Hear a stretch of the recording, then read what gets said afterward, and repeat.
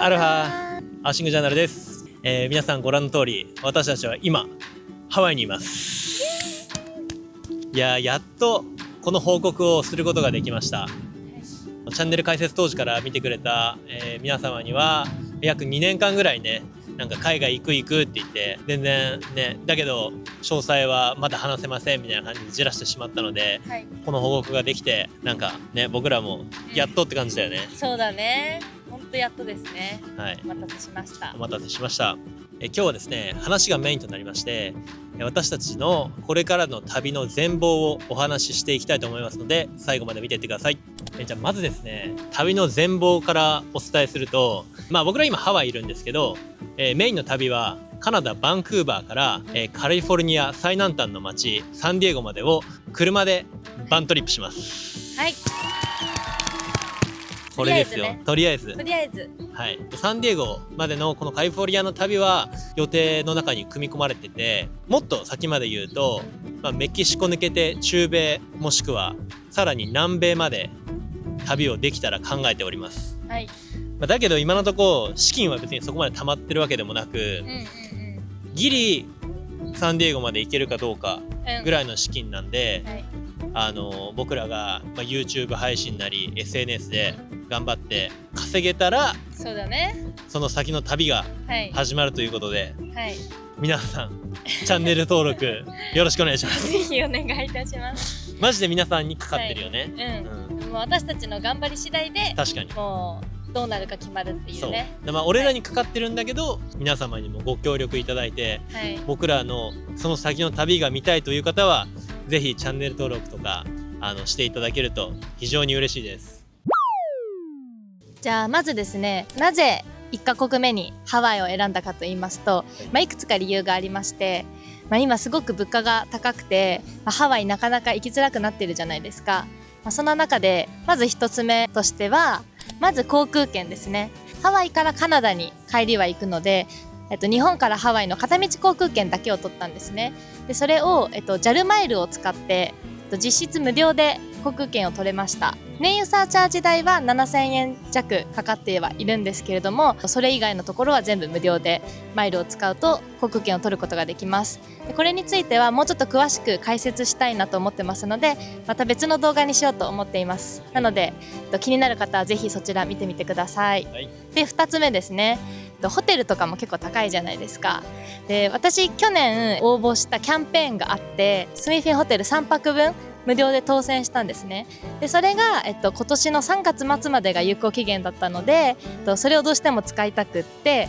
最初にハワイを選んだ、一番のきっかけにはなります。あとは私が小さい頃からハワイが大好きで、家族で何回も来ていたっていうところもあったのと、りょうたも高校生の時に初めて海外旅行をしたのがハワイだったんだよね。去年、秋頃に結婚して、最初の海外トリップは2人にとって思い入れのあるハワイにしたいねっていうところもあって、ハワイを選んだっていう理由の一つになります。でツインフィンホテルに今泊まっていて、ホテルなのでキッチンとかがないので、ほとんど毎食外食をしているんですけれども、もうランチプレートとかもやっぱりね、1つで30ドルぐらいして、日本円に換算するともう4、5千円ですよね。かかっちゃうので、やっぱ結構ねお金かかるよね。でも後半はツインフィンホテルの次はコンドミニアムに宿泊しようと思っていて、私が小さい頃からお世話になっている方のところで比較的安く泊まることができるので、そちらにキッチンもついているので、自炊をしながら節約して生活しようかなと思っております。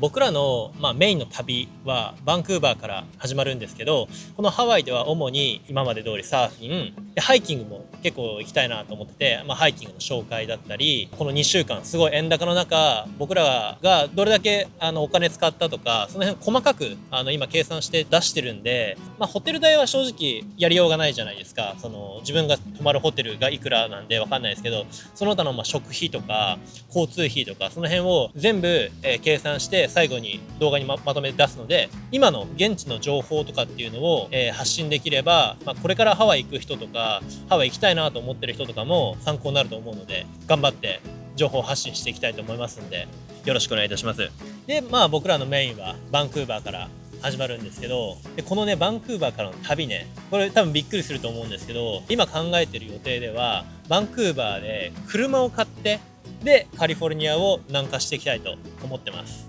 車っていうのも新車ではなくて中古車で。そう、はい。で結構これみんな盲点というか知らない人多いと思うんですけど、僕ら観光ビザで入国するんですけど、ビジターの方でも比較的簡単に車を買うことができるんですよね。だからそういうこととかもまとめつつ、で僕らもう短期じゃないんで1ヶ月2ヶ月とかじゃないんで、もう年単位で車の中で生活する予定なので SUV とかそういう車ではなく、大きめなバンを買いたいと思ってて、日本でいうハイエースぐらいの、ハイエースよりもうちょいでかいね、そうだね。そんぐらいのバンかなっていう。だからちょうどハイエースと日本にあるキャンピングカーのちょうど間ぐらいのハイルーフキャラバンみたいな、ぐらいのサイズをイメージして、で中にベッドとか作ったりキッチン作ったり、その収納スペース作ったりして、自分たち仕様に改造して住みやすいようにして、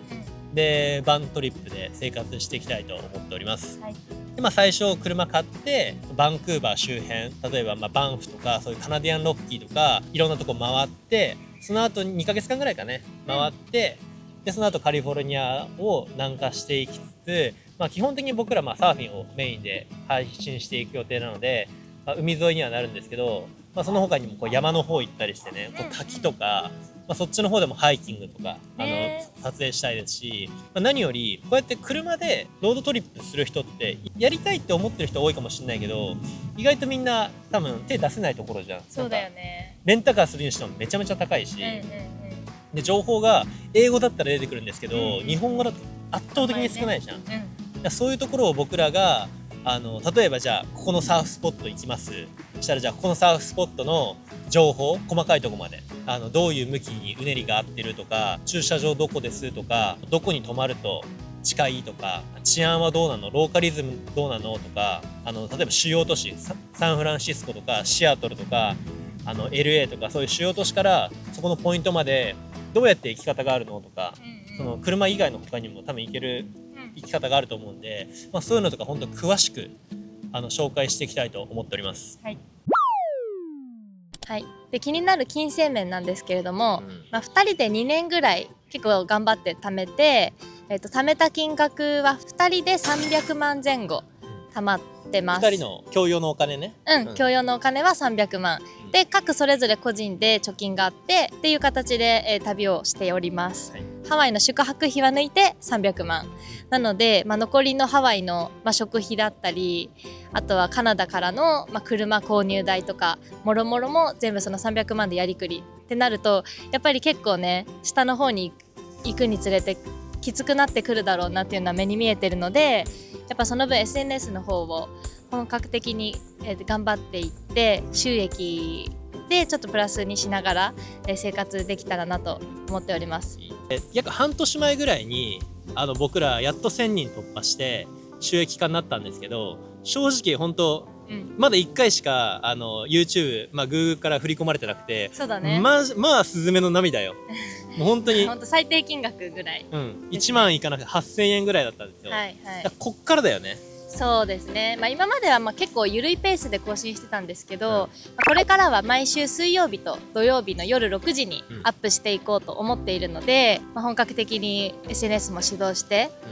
頑張っていこうと思っております。でそのかかった出費も含めて SNS の収益も月に1回ペースでできたら更新していこうと思っているので、気になる方はそちらもチェックしてみてください。本当にゼロベースなんで、で旅始まれば本当ゼロじゃん。そうだね。そっからこう1ヶ月ごとにどれだけ自分たちの収入が増えていくとか、例えばじゃあどの動画がきっかけでめちゃめちゃこうメジャーに出るというか、こうバズるとか、そういうのとかもなんか自分たちでアナライズして、なんかそれも細かくなんか伝えていけたら、なんか正直今 YouTube でね生活していくなんてオワコンって言われてて、正直俺らも YouTube だけっていうことは考えてないじゃん。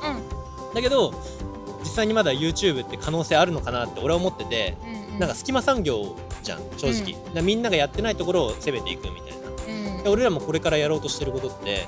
正直多分日本人俺まだ見たことないし、YouTube とかで、そういうとこすごい需要あると思って、その辺の伸び率とか公開していけたらなというふうに思っております。考えているのはこれくらいなんですけど、うん、私たちもできるだけ視聴者さんが見てて面白いと思えるコンテンツを考えて作っていくんですけれども、視聴者さんがいてこその YouTube だと思うので、皆さんがこういう動画見たいとか、こういう情報気になるっていうのがあれば、もうどんどんコメントをいただけたらすっごく助かるので、それめっちゃ助かるわ。はい、ぜひぜひよろしくお願いします。リクエストいただいたらなるべく答えて動画にしようと思ってるので、ぜひお願いいたします。結構ニッチなさ質問だったりしてもさ、もしかしたら俺らだったら答えられることってあるかもしれないじゃん。そうだね。みんなでこの YouTube を作り上げていけたらと思いますので、いやこのロケーション見てくださいよ。さっきウミガメもいたんですよ。ね。さすがハワイ。ロケーションはすごいわ。大好き。で今まだね雨季の途中なんですけど、晴れだね。晴れだね全然。この後も結構晴れそうで、晴れだね。初日はちょっと曇ってたんですけど、昨日からもうずっと晴れててね、最高ですね。最高ほんと。3月は朝と夜は結構パーカーないと寒いよね。寒いけどでも風がちょっとひんやりしてて、でも日差しは暖かくてちょうどいい、暑すぎず汗がかかないぐらいのね、暖かさっていう感じで3月おすすめですね。俺ら当日の時雪降ってたからね。降ってたよね。降ってたからの常夏みたいな。そうだね。次回はハワイ初日編でサーフボードを探してですね、僕ら日本からサーフボード持っていくのはやめて、現地調達でサーフボード買って、で2週間後に今度バンクーバー行くんでサーフボード売ろうかなと思って、それやったら計算したらレンタルより安いんじゃねみたいな感じで、売れればね、ちょっと博打な部分ではあるんですけど、初日は中古ショップとか回って探してみたんで、中古ショップの情報をお届けできたらなと思いますんで、次回の動画もお楽しみにお待ちください。あとはショップだけじゃなくてネットとかでも調べてやってるので、そういうのも詳しくご説明してるので、ぜひ参考にしてみてください。使い方によっちゃさ、日本から持って帰るより、手ぶらで行ってそういう中古ボード買って持って帰ってくる方がもしかしたら安いこともあるもんね。安いと思う。でも今円安だからな、わかんないけど、でもロングボードとかだとやっぱ持ってくのってリスクあるじゃん。あるね。輸送時の故障とか、そういうのを考えるとすごいいいかなと思いますね。ではこの後この旅路が気になるという方はチャンネル登録と、高評価お待ちしております。コメントもよろしくお願いします。お願いします。はい。ではまた会いましょう。マハロー。マハロー。